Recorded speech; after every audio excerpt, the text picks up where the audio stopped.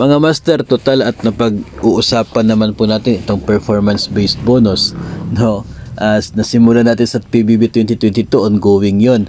Ngayon, meron pong bagong lumabas na naman na guidelines for PBB 2023. Meron pong isang bahagi doon na medyo maganda in the sense na parang pinupush ang mga government agencies na mag-submit ng mas maaga sa kanila po mga reports for PBB once na sila ay eligible.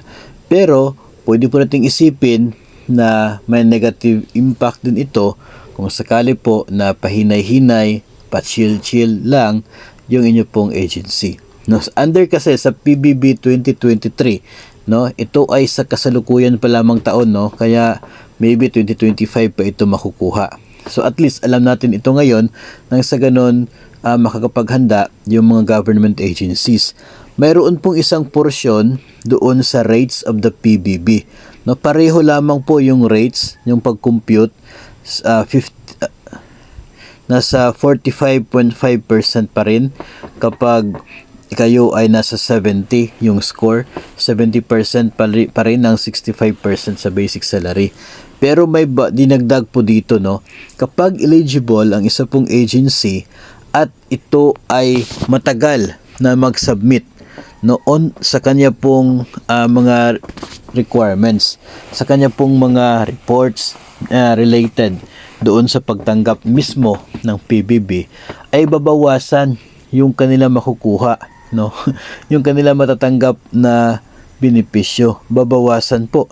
If ever, no? If ever 70 yung score, 'di ba? 45.5% ng basic salary yung makukuhang PBB 2023. Tapos yung agency ninyo ay matagal mag-submit, mas tagal po mag-comply ng mga requirements, from 45.5% tatanggalin po yung 5%. So 40.5 na lamang yung ibibigay sa mga empleyado as their PBB bilang penalty, you know, dahil doon sa pagiging slow ng inyo pong agency sa pag-provide ng mga reports.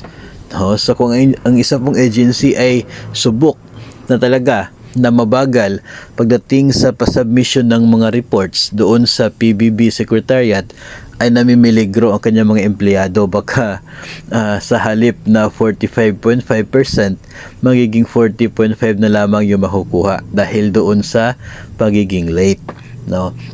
So at least naman maaga itong inilabas nang sa ganun ay aware itong mga government agencies na starting 2023 na PBB, talagang on time dapat yung pag-submit. On time at saka po tama, no? Yung ano naman po mangyayari kapag on time ka nga nag-submit pero mali-mali naman, no? So para bang perfect ka doon sa timeliness, pero pagdating po doon sa sa yung efficiency ng inyong submission ay mali, no? So walang silbi pa rin yung ganun. So dito po ini-encourage ng mga government agencies na maging masigasig pagdating sa compliance sa mga reports, no, with relation doon po sa PBB 2023. No, sa ngayon pa naman po ay hindi pa naman po nag-require itong PBB Secretariat ng mga requirements for PBB 2023 kasi nga September pa ngayon 2023, so hindi pa natapos yung 1 year na performance ng isang agency. Tapos yung rating period, if ever you are a teacher, ay kakasimula pa lamang ngayon pong noong last month, no? So yun po ang isang pagbabago under PBB 2023. 2023 pa po ito, no? Sa 2022 ay wala naman pong ganito na provision, pero sa 2023 talaga pong magkakaltas na ng 5%, no?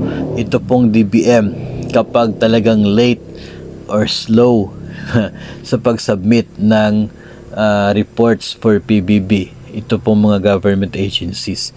So sana po ay maging reminder ito palagi for different government agencies na starting this year, no, maging faster na, no? Dapat ahead of time na yung pag-submit sa mga reports para hindi po kawawa yung mga lahat ng mga empleyado na hindi naman po gumagawa ng mga reports na nare-require ng PBB Secretariat, no? Kasi kawawa po, no, yung mga masigasig na mga empleyado sa field, tapos dahil hindi lamang nakakomply yung mga different offices ay madadamay sila sa tatanggalan ng 5% sa kanila pong performance-based bonus. So again, this is for PBB 2023, kaya para itong nagsisilbing maagang babala pa muna for different government agencies na mag-submit na ng maaga ahead of time para walang kaltas na 5% sa PBB 2023.